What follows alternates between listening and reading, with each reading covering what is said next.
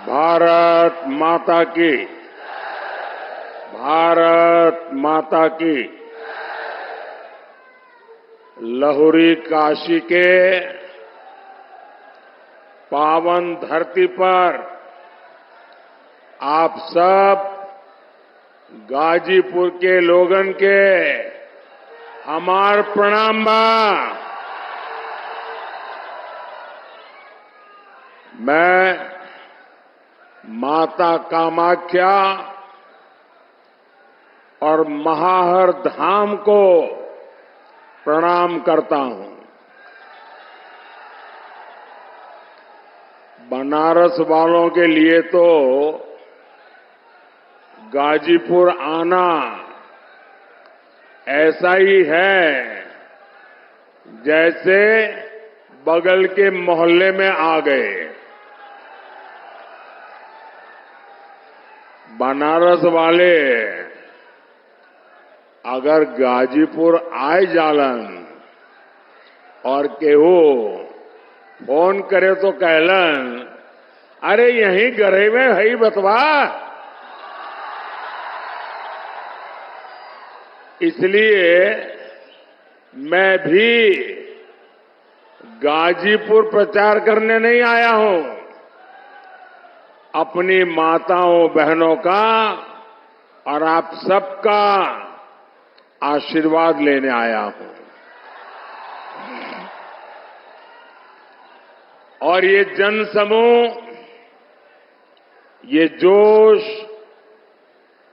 पूरे यूपी के साथ,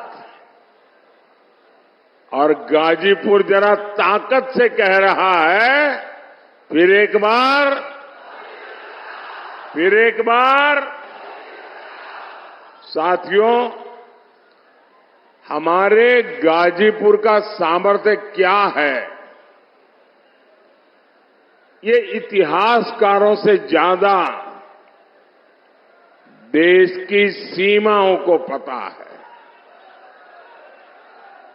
ये पराक्रम और शौर्य की गाथाएं बताती है। डॉक्टर शिवपूजन राय, भागवत मिश्रा और मैगर सिंह जैसे सेनानी, वीर अब्दुल हमीद, राम उग्रह पांडे और ब्रिगेडियर उस्मान जैसे वीर गाजीपुर की परंपरा और गाजीपुर का गहमर गांव, ये नाम ही काफी है। हर घर से जहां जांबाज निकलते हो, ये गौरव गाजीपुर के अलावा और किसे मिला होगा क्या? पूरा देश इस मिट्टी का ऋणी है। भाइयों और बहनों, मुझे आपके बीच कई बार आने का अवसर मिला है, चाहे संगठन का काम करता था, या चाहे गुजरात का मुख्यमंत्री था, या लोकसभा में चुनाव का समय हो, विकास के काम हो। मैं जब भी गाजीपुर आता हूं तो मुझे एक पुराना प्रसंग बार बार याद आता है। ये प्रसंग इस बात का गवाह है कि कैसे इंडी वालों ने गाजीपुर के साथ विश्वासघात किया। आजादी के बाद कांग्रेस ने कसम खा ली थी कि इस क्षेत्र का विकास नहीं करेगी। यहां के लोग गरीबी में घुट घुट कर जीने को मजबूर रहे। पुराने लोगों को पता होगा, यहां की तकलीफ को सबसे पहले हमारे गहमरी बाबू ने उठाया था।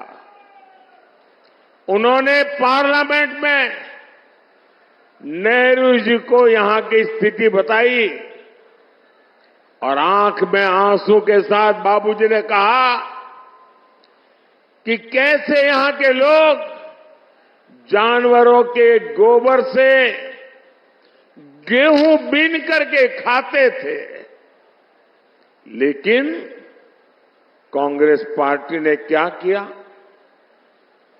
उसमें भी राजनैतिक मौके तलाश लिए, सियासी ड्रामे हुए,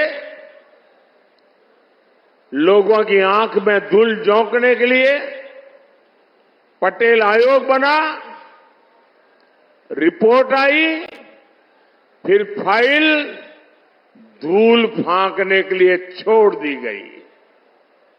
साथियों, आज मुझे कितना संतोष होता है कि हमारी सरकार हर गरीब को मुफ्त राशन दे रही है। कोरोना के इतने बड़े संकट में भी सरकार ने गरीब को भूखे नहीं सोने दिया, गरीब के घर का चूल्हा बुझने नहीं दिया। मुफ्त राशन की योजना पर आज मोदी लाखों करोड़ रुपए खर्च कर रहा है। किसके लिए? ताकि आज फिर किसी गरीब को वो परेशानी ना उठानी पड़े जो उसने कांग्रेस सपा के राज में उठाई है। साथियों, इंडी गठबंधन वालों को कभी भी आपकी परवाह नहीं होगी। आप याद करिए, कांग्रेस कैसे सरकारें चलाती थी। ताड़ी घाट पुल का शिलान्यास हमारी बाबू ने करवाया था। उसके बाद 6 दशक तक ये काम लटका रहा। इंडी पार्टियों की कितनी सरकारें आई, सरकारें आई और चली गई, लेकिन पुल नहीं बना। पुल तब बना जब आपने मोदी को आपकी सेवा का अवसर दिया।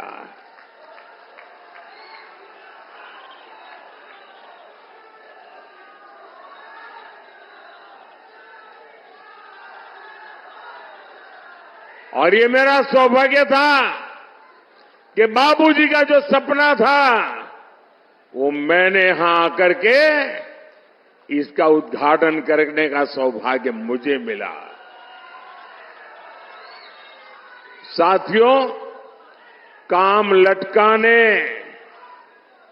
और हक मारने में तो कांग्रेस को महारत हासिल है।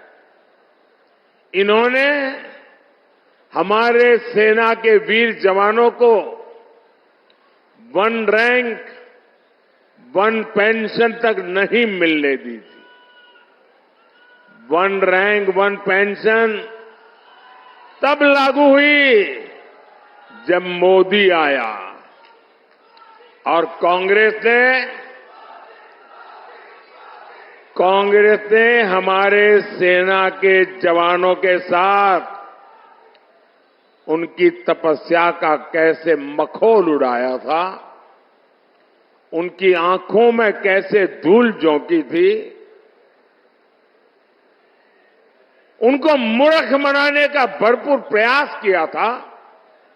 जब 2013 में भारतीय जनता पार्टी ने मुझे प्रधानमंत्री पद के उम्मीदवार के रूप में घोषित किया, उसके बाद मेरी पहली रैली हरियाणा के रेवाड़ी में एक्स सर्विसमैन की हुई और वहां मैंने कहा था कि मैं वन रैंक वन पेंशन लागू करूंगा। कांग्रेस वाले घबरा गए, ये मोदी ने घोषणा कर दी, अब करे क्या? तो उन्होंने आनन फानन में हरेक की आंख में धूल झांक करके बजट में 500 करोड़ रुपया डाल दिया और लिख लिया ओआरओपी करेंगे। और फिर देश भर में एक्स सर्विसमैन के सम्मेलन किए। शहजादे वहां जाकर के नाच रहे थे कि ओआरओपी ओआरओपी ओआरओपी। जब आपने मुझे प्रधानमंत्री के रूप में सेवा करने का अवसर दिया और मैंने पहले ही काम खोला, मैंने कहा लाओ भाई क्या हुआ? मैं चौंक गया। 21वीं सदी में आज कम्युनिकेशन का इतना बड़ा जमाना, पढ़े लिखे नौजवान, इन्होंने कैसे सेना के साथ गद्दारी की थी। उन्होंने 500 करोड़ रुपया लिख करके one rank one pension tokenism किया। मैंने कहा नहीं, मैं तो वन रैंक वन पेंशन लागू करना चाहता हूं। भाइयों बहनों, आप जान करके हैरान हो जाएंगे, वन रैंक वन पेंशन लागू करने में, ओआरओपी लागू करने में अब तक 1.25 लाख करोड़ रुपया पूर्व सैनिकों को खाते में जमा करा दिए गए। अब कोई मुझे बताए भाई, 1.25 लाख करोड़ की जरूरत, उसके सामने 500 करोड़ का ड्रामा, ये धोखा है कि नहीं है? ये धोखा है कि नहीं है? ये बेईमानी है कि नहीं है? ये पूर्व सैनिकों का अपमान है कि नहीं है? साथियों, गाजीपुर हो, यूपी हो या पूरा देश हो,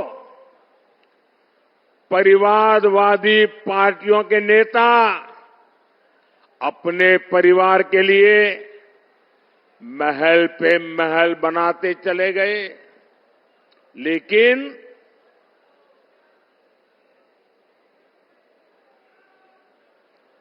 गांव, गरीब, किसान, मजदूर, दलित, वंचित, वो जीवन की छोटी छोटी जरूरतों के लिए जूझते रहे। मोदी ने जो काम किए, उनसे गरीब का जीवन बदला। सिर्फ 10 साल में 25 करोड़ लोग गरीबी से बाहर निकले हैं। ये कैसे हुआ? 25 करोड़ लोग 10 साल में गरीबी से बाहर निकले, कैसे हुआ?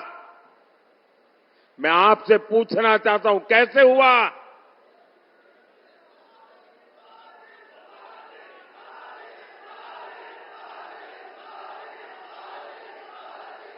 कैसे हुआ?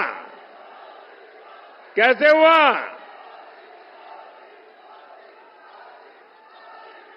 ये मोदी के कारण नहीं, ये आपके एक वोट की ताकत है, जिसके कारण 25 करोड़ लोग गरीबी से बाहर निकले। आपके वोट ने मोदी को मजबूत बनाया और मोदी की योजनाओं ने गरीब को सशक्त बना दिया।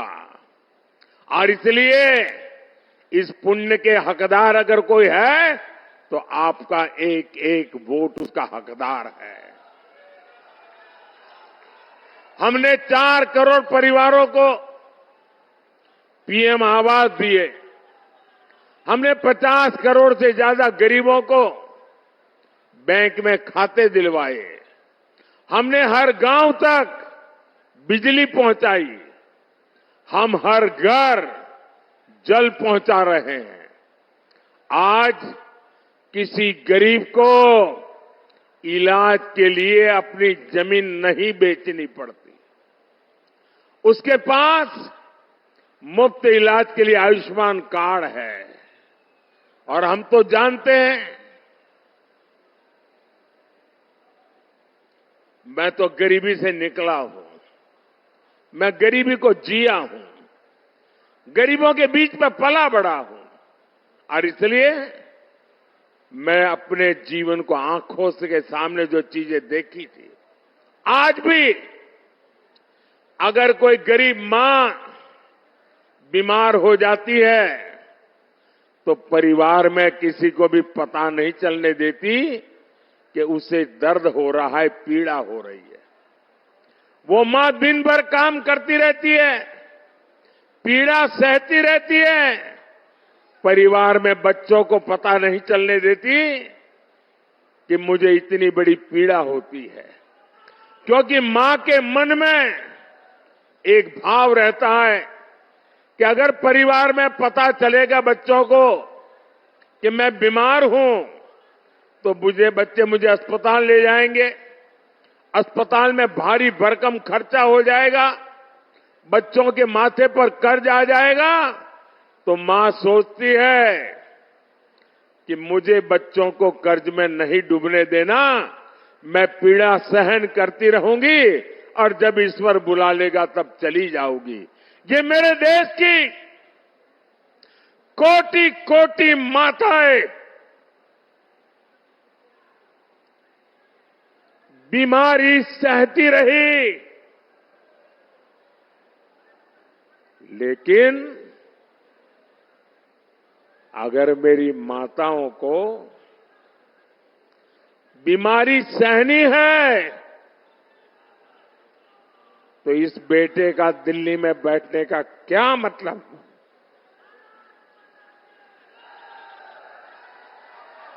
और इसलिए आपके इस बेटे ने तय किया कि अब गरीब को बीमारी में इलाज की जिम्मेदारी मोदी उठाएगा।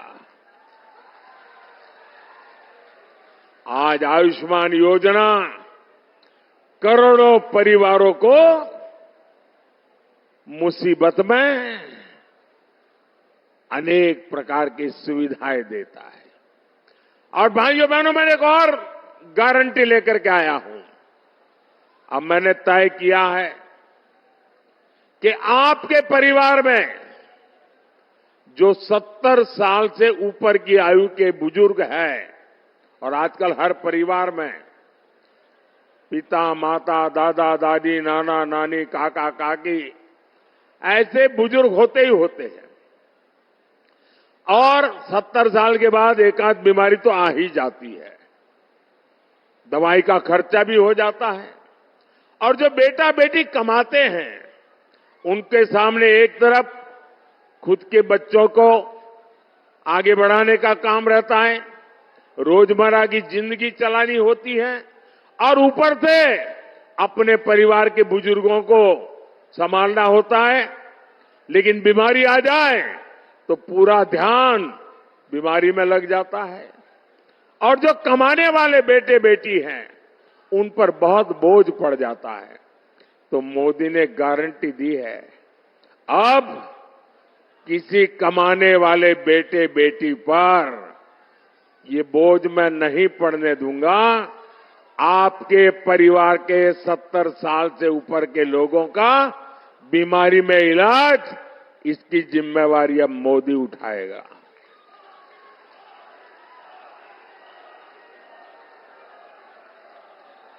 साथियों, सपा के दौर में यूपी में ये हाल था कि माफिया लाल बत्ती में घूमते थे, खुली जीप में कानून को चेतावनी देते थे, विरोधियों को खुलेआम गोलियों से भून दिया जाता था, दंगों को यूपी की पहचान बना दिया गया था। सपा की सरकार में हर महीने 2 से 3 बड़े दंगे होते थे।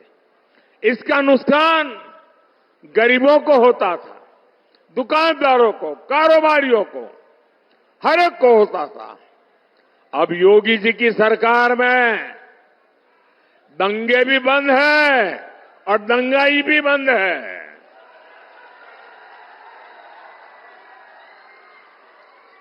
साथियों, वोट के लिए, सत्ता के लिए सपा कांग्रेस वाले कुछ भी कर सकते हैं। सपा के शहजादे ने कभी कहा था कि माफिया की एंट्री पर रोक लगाएंगे और फिर वो माफिया के चरणों में ही जाकर के बैठ गए।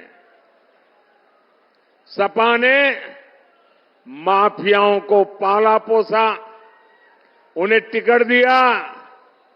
जो अपनी बात पर कायम नहीं रह सका वो आपकी लड़ाई कभी नहीं लड़ सकता।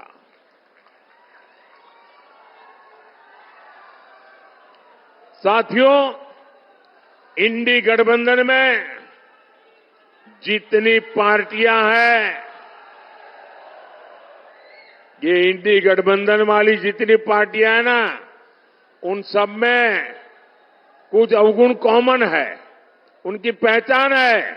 एक, इंडी गठबंधन वाली सभी पार्टियां गौर सांप्रदायिक है। दूसरा, वे गौर जातिवादी है। तीसरा, वे गौर परिवारवादी है। इन लोगों ने हमेशा देश में दलितों, पिछड़ों को आगे बढ़ने से रोका। आप याद करिए, देश में बाबा साहब अंबेडकर का अपमान किसने किया था? उन्हें षड्यंत्र करके चुनाव किसने हराया था? कांग्रेस पार्टी ने। बाबा साहब को भारत रत्न किसने नहीं मिलने दिया? कांग्रेस पार्टी ने। इन लोगों ने एक दलित के बेटे रामनाथ कोविंद को जी अपमान किया। एक आदिवासी महिला को राष्ट्रपति चुनाव हराने के लिए पूरा इंडी गठबंधन इकट्ठा हो गया। और यही वो लोग हैं जिन्होंने राजा सोहेलदेव जैसे महान वीर का कभी सम्मान नहीं होने दिया। बीजेपी ने उनकी स्मृति में डाक टिकट जारी की। आज उनके नाम पर ट्रेन चल रही है। साथियों, अब इंडी गठबंधन वाले दलितों, पिछड़ों का आरक्षण लूटने में लगे हैं। ये लोग दलितों, पिछड़ों का आरक्षण बंद करके उसे धर्म के आधार पर देने की साजिश कर रहे हैं। ये लोग पासी, जाटव, लोनिया, कुर्मी, यादव, बिंद, निषाद, कुर्मी, पटेल जैसी अनेक जातियों का सबका आरक्षण छीनने के लिए उन्होंने प्लान किया हुआ है और कर्नाटका में लागू किया। कर्नाटका में उन्होंने रातों रात मुसलमानों को ओबीसी बना दिया और ओबीसी का सारा आरक्षण छीन लिया। अब बंगाल में तो इनका बहुत बड़ा षड्यंत्र खुला है। 2 दिन पहले कलकत्ता हाईकोर्ट ने पर्दा उठाया। वहां क्या खेल चल रहा था?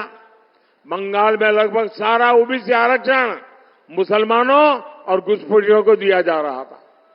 ये कांग्रेस, सपा, टीएमसी के गठबंधन साथी ये सब एससी, एसटी, ओबीसी आरक्षण की इस लूट में एक साथ खड़े हैं। और कौन एससी, एसटी, ओबीसी का आरक्षण के पक्ष में इनसे मोर्चा ले रहा है? इनके सामने आज सीना तान के कौन लड़ाई लड़ रहा है? ये मोदी लड़ाई लड़ रहा है। और मैं आपको गारंटी देता हूं, जब तक मोदी जिंदा है, जब तक मोदी जिंदा है, एससी, एसटी, ओबीसी का आरक्षण मैं किसी हालत में उनको छीनने नहीं दूंगा। मैं धर्म के आधार पर खेल खेलने नहीं दूंगा। वंचितों का जो अधिकार है, वंचितों का जो अधिकार है, मोदी उसका चौकीदार है। साथियों, इंडी गठबंधन तुष्टीकरण की सनक में हर हद पार कर रहा है। ये लोग राम मंदिर का अपमान कर रहे हैं। सपा के नेता राम मंदिर को बेकार और पाखंड बताते हैं। कांग्रेस के शहजादे वो तो राम मंदिर पर ताला लगवाने का प्लान बना रहे हैं। इतना ही नहीं, इंडी गठबंधन वालों ने एक और ऐलान किया है। ये कह रहे हैं कि कश्मीर में आर्टिकल 370, धारा 370 फिर से वापस लाएंगे। यानी कांग्रेस फिर से कश्मीर को आतंकवाद की आग में झोंकेगी। कांग्रेस फिर से पाकिस्तान के हौसले बुलंद करेगी। ये फिर से हमारे सैनिकों का खून बहाना चाहते हैं। गाजीपुर की जनता ये होने नहीं देगी, मुझे पूरा भरोसा है।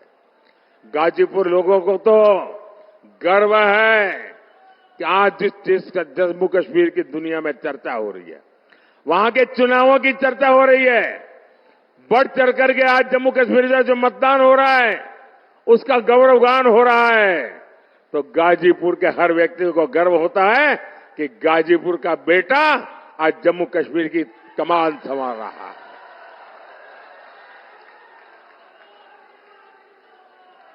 कश्मीर के लोग भी देख रहे हैं विकास कैसे होता है। अब कश्मीर में भी लोग गाजीपुर का नाम जान गए हैं। साथियों, गाजीपुर ने देखा है कमल खिलता है तो विकास की खुशबू कैसे फैलती है। अब गाजीपुर में हर कोई कह रहा है काम तो बहुत भइल बा, अब कमवा दिखाई पड़त बा। सम्मान चाहिए कि माफिया के धौंस चाहिए। आज पूर्वांचल एक्सप्रेसवे हो, गाजीपुर मांझीघाट ग्रीनफील्ड एक्सप्रेसवे प्रोजेक्ट हो, रेलवे स्टेशनों का विकास हो, सड़क, हाईवे, पुल, कृषि इंफ्रास्ट्रक्चर, गोदाम, पेरिसेबल कार्गो, महर्षि विश्वामित्र मेडिकल कॉलेज की सुविधा, गाजीपुर में जो काम 60 वर्ष में नहीं हुआ वो हमने 10 साल में करके दिखाया है। साथियों, मुझे विकसित भारत के संकल्प के लिए गाजीपुर का भरपूर मार्गदर्शन समर्थन चाहिए। 400 पार में मुझे एक कमल गाजीपुर का चाहिए। मां भारती के चरणों में गाजीपुर का कमल भी चढ़ना चाहिए। चढ़ेगा? पक्का चढ़ेगा? 1 जून को भाई पारसनाथ राय जी को आप भारी बहुमत से जिताए और उन कमल के निशान पर दिया हुआ हर वोट मोदी के खाते में जाएगा।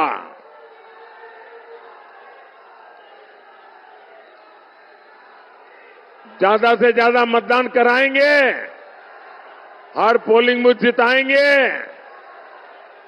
अच्छा, मेरा एक काम करेंगे, मेरा एक काम करेंगे, ऐसे नहीं पूरा बताओ तो बोलूंगा। मेरा एक काम करेंगे, ये चुनाव का काम नहीं है, ये पारसनाथ जी का काम नहीं है, ये बीजेपी का काम नहीं है, मेरा अपना काम है। बोलो करोगे? हाथ ऊपर करके बताओ करोगे? एक काम करना, आपके गांव में, आपके इलाके में कोई न कोई देवस्थान होगा, कोई न कोई मंदिर होगा, कोई तीर्थ क्षेत्र होगा। मेरी तरफ से वहां जाना, मत्था टेकना और परमात्मा से विकसित भारत के लिए आशीर्वाद मांगना। करेंगे? करेंगे? दूसरा काम, हर परिवार में जाइए और हर परिवार में जाकर के कहिए कि अपने मोदी जी आए थे, मोदी जी ने आपको प्रणाम कहा है, मेरा प्रणाम पहुंचा देंगे। बोलो भारत माता की, भारत माता की, भारत माता की। बहुत बहुत धन्यवाद।